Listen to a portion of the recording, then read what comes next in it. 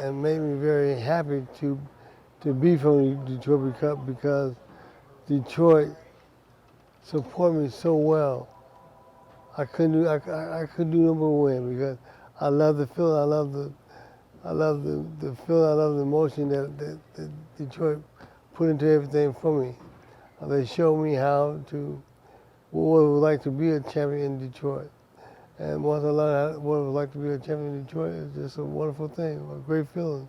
Actually, I didn't really know that much about boxing except for Muhammad Ali, because when I started high school, he won the Olympics. He got the gold medal in 1960. So that's what got me aware of boxing as a sport. I followed his career because I thought he was so interesting.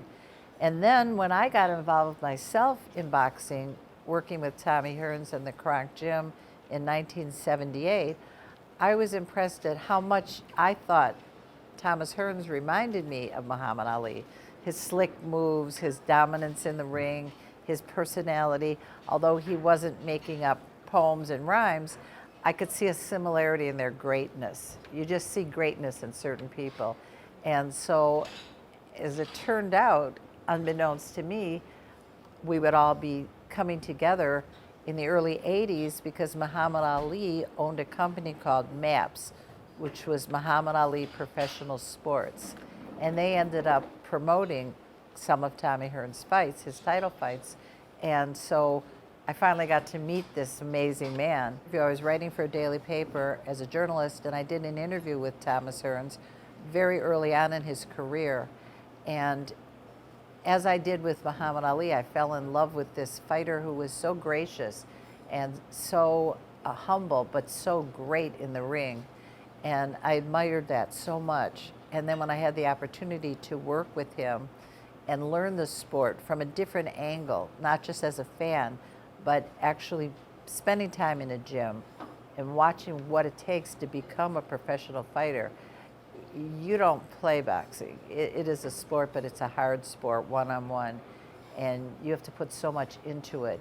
And I have so much respect for the people that do that, men or women, that take that sport on.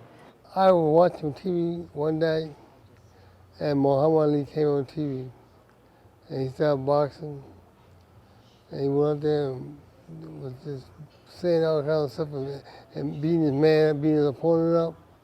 And I thought that was nice. That was special. That was different. Becoming the first man in boxing history to win titles in 7 different divisions.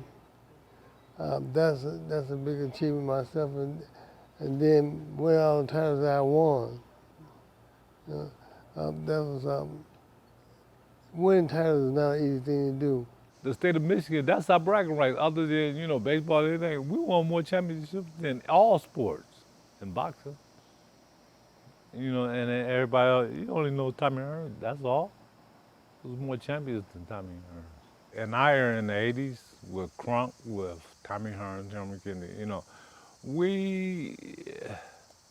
I thought we was rougher than a lot. I mean, it's a stick that comes that we was rougher than a lot of people. When you fought somebody from Kronk, they came to fight. And from Detroit, Kronk, they came to fight.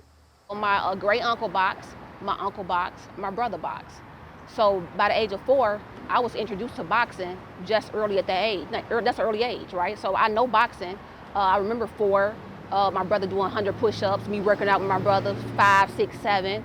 My uncle, he was involved with the Kronk Gym.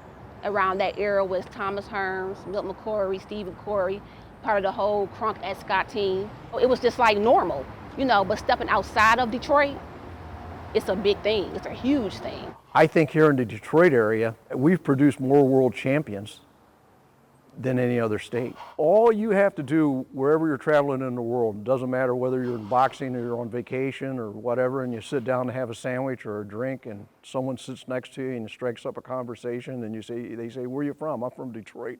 The next question that comes out of their mouth, oh man, can you tell me about Detroit boxing? Can you tell me about the Kronk Gym? Can you tell me about James Toney? That's the first thing people from out of town will ask you once you tell them that you're from Detroit. I mean, we all boxed each other hard. We all Daryl, Tommy, Hilmer, everybody that was in that area, yeah. They all boxed each other hard, but nobody got bragging rights on it. For me, having them guys in my camp at the same time I was in the gym, well, that was the best thing for me because them guys helped me become who I am. Them guys put the hard work in as well as I put the work in. Detroit gonna keep coming. Like Detroit is not gonna like bag up, sit down, none of that. Detroit, if they fight the best, they gonna work for it. You know what I'm saying? They ain't gonna, oh, I'm fighting the best, I don't want to. Like whatever you put in front of them, that's what they gonna do. You know what I'm saying? They gonna fight whoever, even win, lose or draw, they gonna fight them. It don't matter who it is. When Detroit boxers box, they box. They passionate. You know, literally we go hard. Like being from Detroit, I know this is about myself. I go hard at everything I do. My work, my professional. It's something about that Detroit spirit. So it's not a negative, it's a positive. I think Detroit boxers are tough just because of the way they come up. It's an industrial city, it's a blue collar city, and I think there's a lot of young talent here. There always has been. And I think that these kids today that go into the gyms that want to fight, it's a great way to get them off the streets. And it teaches them discipline, self-defense. You certainly have to be on your game if you're going to fight. You're not on a team, it's just one against one. And Detroit's been known to have tremendous talent. Being involved with the Metro Detroit Golden Gloves, I was able to see on a national level Detroit and boxing. Detroit is just a whole, we have a whole different vibe. It's different. So it's unexplainable. I can't explain it. I think it's just the spirit of Detroit. It was very uplifting to come to the Golden Gloves this year and see how much the new officers have brought up the organization over the last few years. I'm very, very proud of the work that they've done.